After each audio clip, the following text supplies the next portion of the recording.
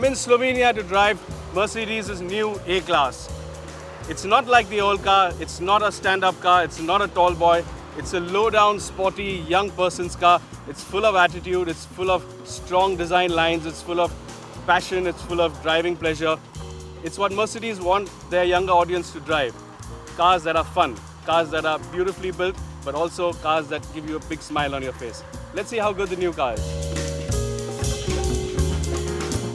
As you can see from the profile, it's low, it's sporty, it's got a really big nose, some very aggressive detailing. Look at that big head amp, look at the big inlet for the brakes.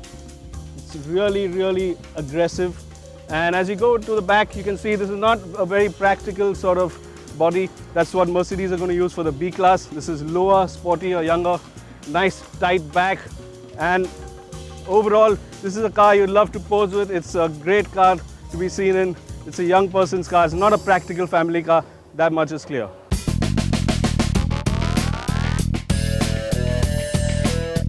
The new A-Class is built on Mercedes' new modular front architecture. So it's not rear-wheel drive like a C-Class, E-Class or an S-Class. And because these cars are built on a platform that have to meet a lower cost target, the A-Class doesn't really have that build quality which you expect. I know expecting this car to have the build of an E-Class is asking for too much, but still, I'm slightly disappointed. And there's no doubt this car does feel robustly screwed together, and it's easily tougher than something like an Audi. It's just that with a star on the nose, you expect it to be unnecessarily over-engineered, like most MERCs are, and you expect that tank-like build quality. As with the character of this car, it's low and it's sporty. The suspension setup is also very sporty. It's got fantastic straight line stability. You can just hold on to speeds as high as 200 without having to bother. It feels like a big car, something like an E-Class, as stable as that. And that gives you a lot of confidence. The big challenge for Mercedes on this car was extracting maximum agility from this transverse engine front wheel drive platform. The earlier A and B class were not drivers' cars by any stretch of imagination. And for the new A-Class to succeed, driver appeal was considered essential.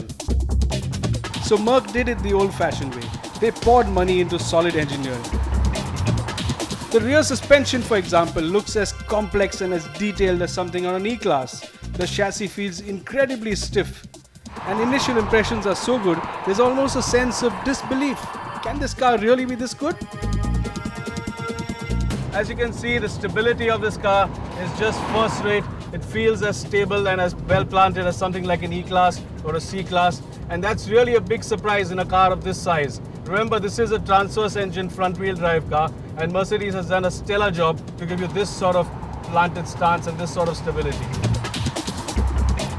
To complement the character of this car, this particular car is set up a little stiffer than normal. So you feel a few of the bumps, you feel a bit of the pitter-patter, you feel the expansion joints, the car moves around a bit. But it's not uncomfortable, it's quite nice, and once Mercedes gets the car to India, they will raise the suspension and soften it a bit for our terrible roads. This may be Mercedes' entry car, the A-Class, but they haven't spared any expense or effort. Just look at the interior. It's beautifully done, it's designed with a lot of flair. There's a luxury touch to it, and a lot of the materials feel just as good as on the bigger cars. Quality and fit and finish on the inside are well up to MERC standards. The insides are as well put together as a C-Class. There are plenty of metallic highlights to liven up the cabin, and there's enough kit available here to make it feel like a pakka luxury car.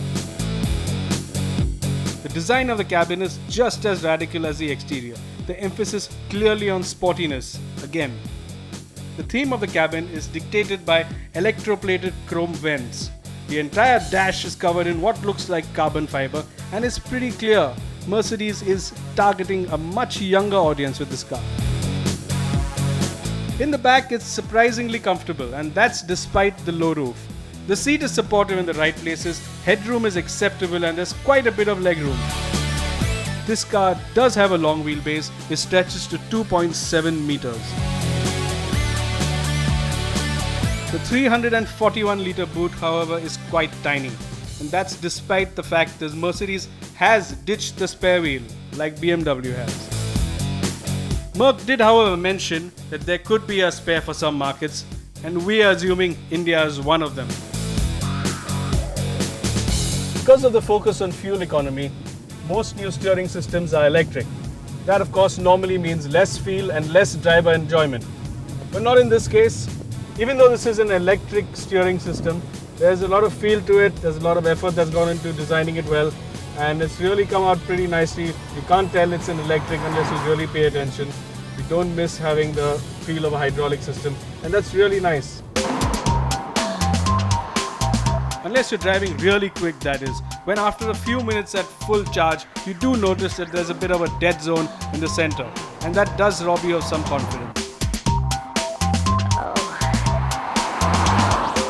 Mercedes say it's going to cost you around 20 lakhs for the new A-Class. That's a lot of money.